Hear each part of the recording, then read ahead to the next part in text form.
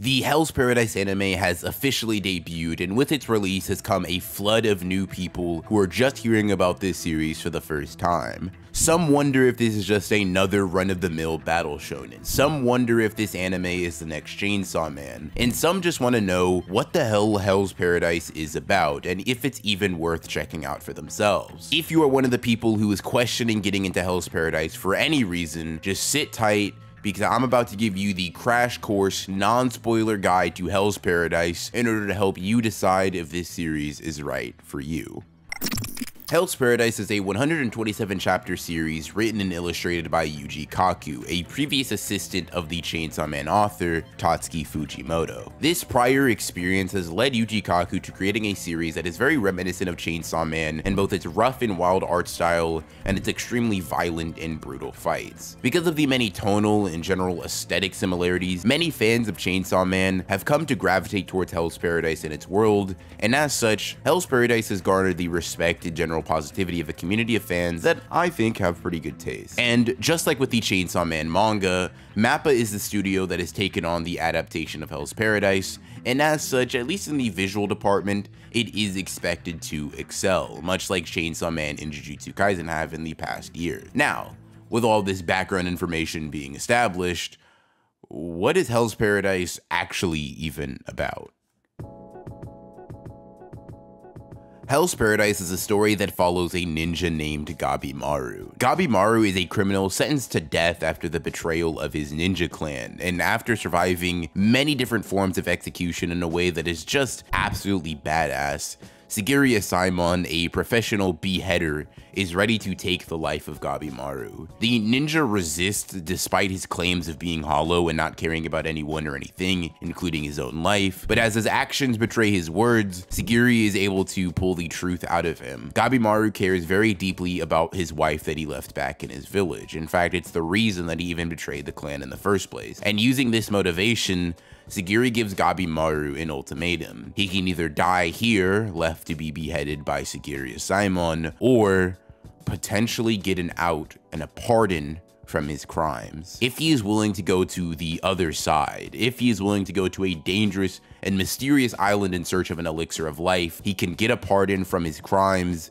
and possibly live freely with his wife. With this goal set in front of him, Gabimaru agrees and sets out with the head cutter to an island much more dangerous than they could have possibly expected. From this point onward, the story goes off the rails with many different twists and turns and unfolds in a way that even after hearing this synopsis, you simply wouldn't be able to predict. Throughout the story of Hell's Paradise, Gabimaru and Shigeru grow and develop into characters that individually stand out amongst a lot of the characters that exist in anime and manga now. But where they shine the most is as a duo, or more accurately, as a collective with all the other characters in the series. You see, Hell's Paradise has an absolutely stellar cast. It's a relatively small one when compared to longer running series, but Jigokuraku definitely opts for depth rather than width when it comes to writing his characters, and this stylistic choice really does show. Gabimaru, as the main protagonist of the series, is an amazing,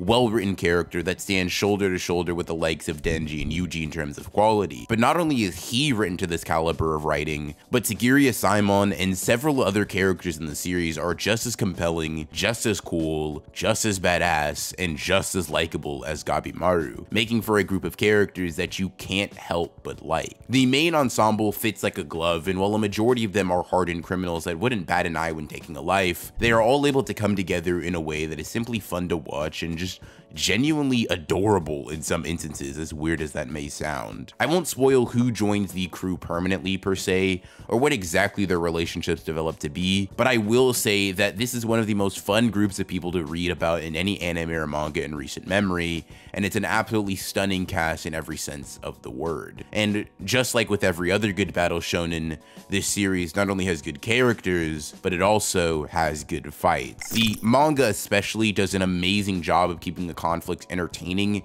and extremely visceral. In terms of straight gore and violence, it just straight up surpasses something like Jujutsu Kaisen and sits more evenly with Chainsaw Man in that department, possibly even surpassing that. Jigokuraku really doesn't hesitate to allow Gabimaru to rip and tear into his enemies before setting them ablaze with his jutsu, nor does he hold back when it comes to the emotional and personal stakes that are tied up in these crazy fights, leading to some very visually and emotionally stressing moments that I think are honestly going to be amazing if animated properly. If MAPPA does what we all know MAPPA can do with animation and visuals, these Hell's Paradise fights are going to be Sakuga fests that get shared around and touted as some of the best cuts of animation for this season. And if the first episode of the anime is anything to go off of, MAPPA is giving Hell's Paradise the works when it comes to the animation. The fire, the flames, the animation of Gabimaru and Sagiri's little skirmish, all of it so far just really gives me hope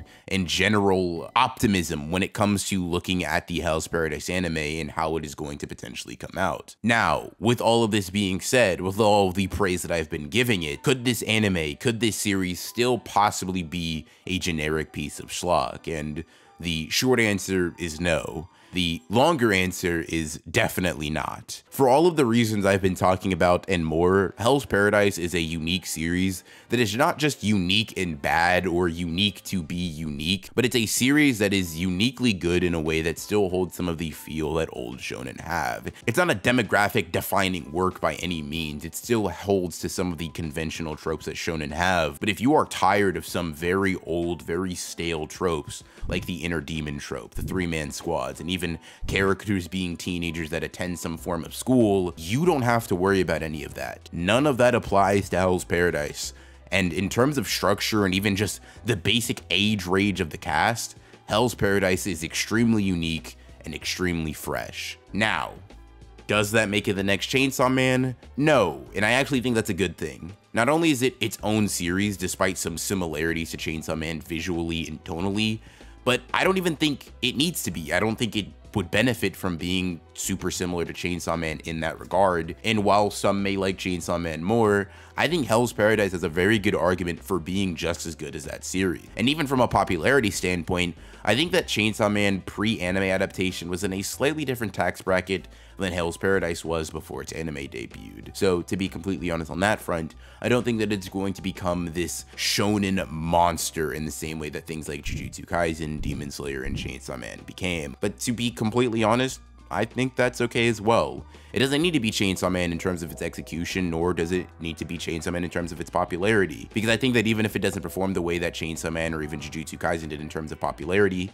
and just general mass appeal, as long as Yuji Kaku gets more money for his amazing work and gets the recognition he deserves for writing this just stellar manga, I will be personally satisfied. And as for this series being worth your time, well, if my general optimism and positive vibes about it haven't told you anything, maybe this will. If you are someone that found themselves enjoying the first season of Chainsaw Man or Jujutsu Kaisen and their respective mangas, you should give this series a try.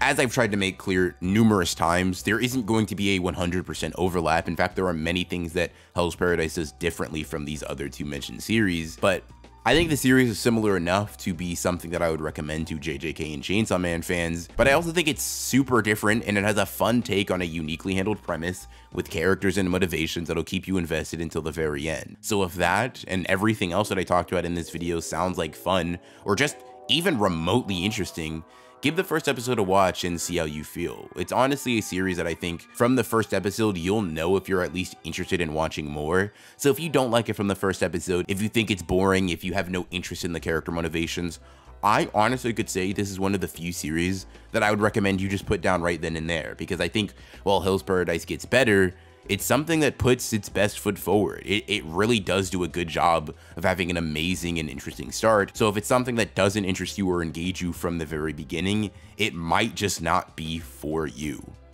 In any case, this has been your beginner's guide to Hell's Paradise. Let me know what you think about it down in the comments below if you've already watched the first episode, if you're a big fan of Hell's Paradise like myself, or if you plan on getting into the series soon.